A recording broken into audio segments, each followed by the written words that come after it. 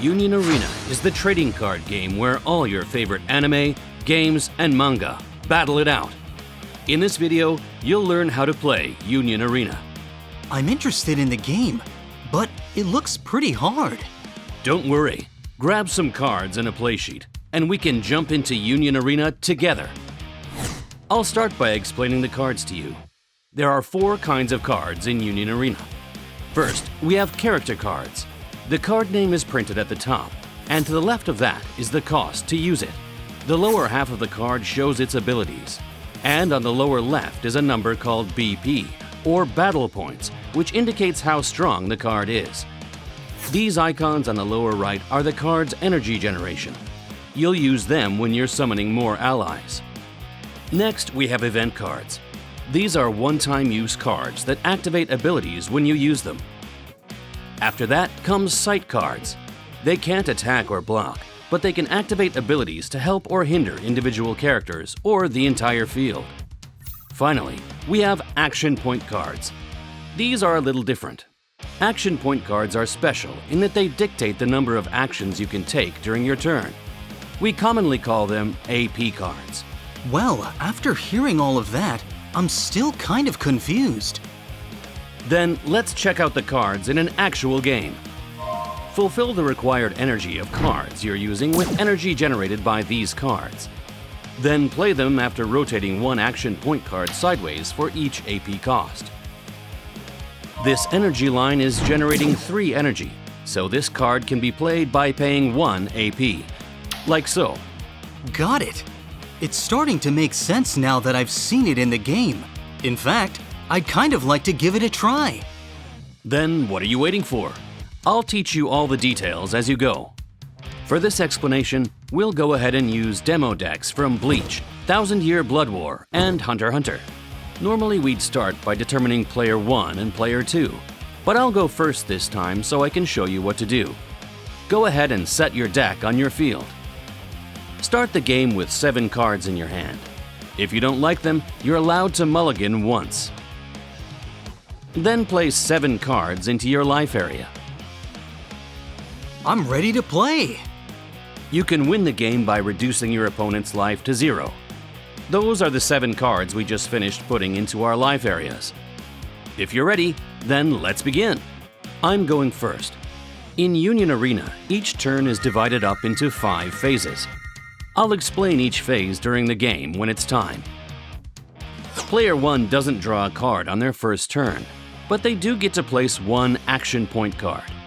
I'll rotate 1 AP card and place this character card, with 0 required energy shown in its upper left-hand corner, sideways on the field in front of me. This area in front of me is called the energy line. The energy it generates is used to fulfill required energy when summoning more allies onto the field. At this point, I'll rotate my character vertically and end my turn. I see. So at the end of your turn, you rotate all of your characters so they're facing vertically. Like you, I'll place my first AP card.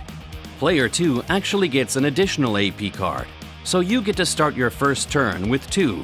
I have to warn you though, think of it as getting 1 in advance, because Player 2 doesn't receive any new AP cards on their second turn. You also get to draw a card now. Oh yeah? Player 2 gets to draw on their first turn? That means I get 1 more card than you. Okay, I also have a card in my hand with 0 required energy that I'm going to play. The question is, what should I spend my second action point on? Do you have any cards in your hand that cost 0 or 1 required energy? I have 2 of these cards that cost 0. So maybe I should play the second one. I can do that, right? Even if they have the same name? No problem. Now I rotate all my characters vertically, and my turn is done. Time for my second turn. I switch my AP card to active by rotating it vertically. Add a second one, then draw. I'll play a character card onto my field, and a second one. Rotate them all to the vertical position, and my turn's done. My turn again. I switch my AP cards to active, but I don't get any new ones since I got 2 on turn 1. Then I draw a card. Maybe I'll play a sight card for a change. This one says it'll generate 2 energy if Gone Freaks is on my field. With all this energy generation available, I should try playing the strongest looking character in my hand. I can play characters from my hand directly to my front line if I want, as long as I have enough energy generation, right? You sure can. Right now, you can play any card with a required energy of 4 or less shown in its upper left-hand corner. Characters on my front line can protect me during my opponent's turn, then attack when it's my turn, right? In that case, I'm playing this Killua Zoldyck with 2 required energy and 3000 BP onto my front line. I'll return all the cards on my energy line and front line to vertical. Then my turn is over. It's the start of my 3rd turn. Time for me to go on the offensive, now that everything is in place. I switch my AP cards to active and add 1. Then draw a card. Up till now, I've been playing my characters onto my energy line so they could help summon their allies. But now I've got plenty of energy. If I'm ready to fight, then I can start moving them from my energy line to my front line during my movement phase. Like this. Does that mean your energy generation drops from 3 to 2? That's right. Next, I'll play a character card. And I'll play a second one directly onto my front line. Your Killua Zoldyck will lose 500 BP until the end of the turn due to the when played effect on Byakuya Kuchiki. Oh, I didn't see that coming. After that, I'll use the event card Bankai. The ability on it restores AP cards, so I can switch 2 of mine to active. Looks like I can still take more actions, so I'll play another character onto my energy line, giving me 4 energy generation. Then, it's time for one of the unique features of Union Arena, Raid. Raid? What's that? Cards with Raid can be placed directly on top of base cards on your field if their requirements are fulfilled and you have enough energy generation. Then you can move them from your energy line into battle on your front line. Not to mention, resting base cards are switched to active so they can immediately attack. The character moves to your front line even though it's not your movement phase? That's powerful. I'm going to perform Raid on this character.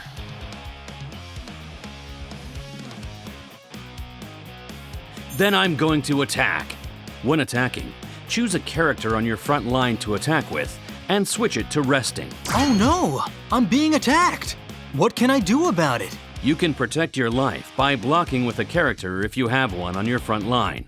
Right now you have Killua Zoldyck, but using him for protection might be kind of a waste. I see what you mean. In that case, I'll skip blocking and turn a life card over. Hey!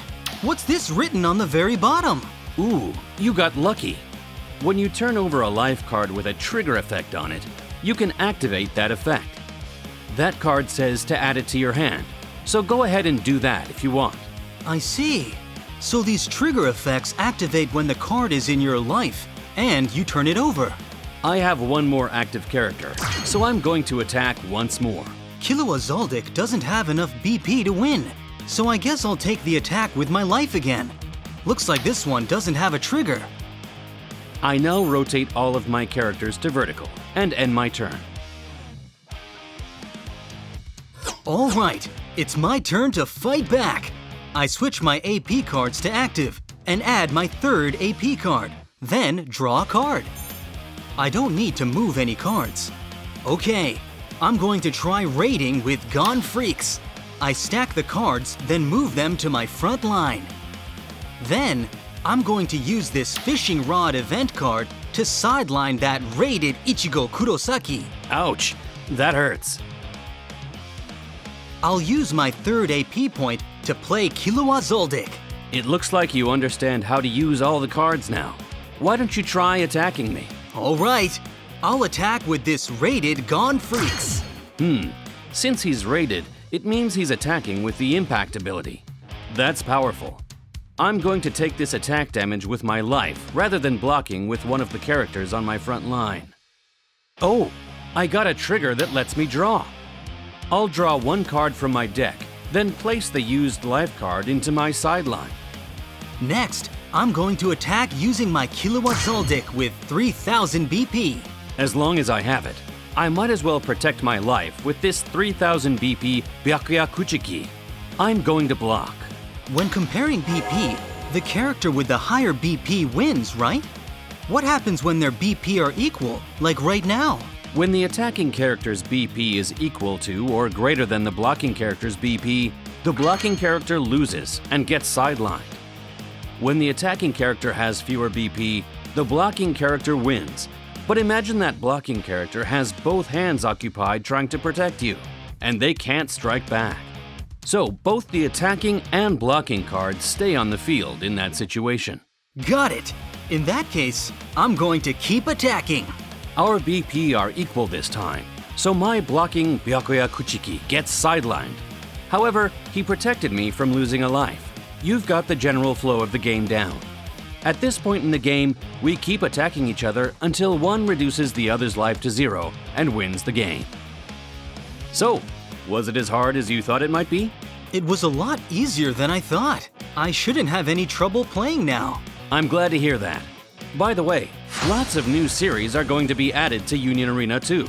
And all of them will use the rules I just learned? That's right. So enjoy playing the game with your favorite series.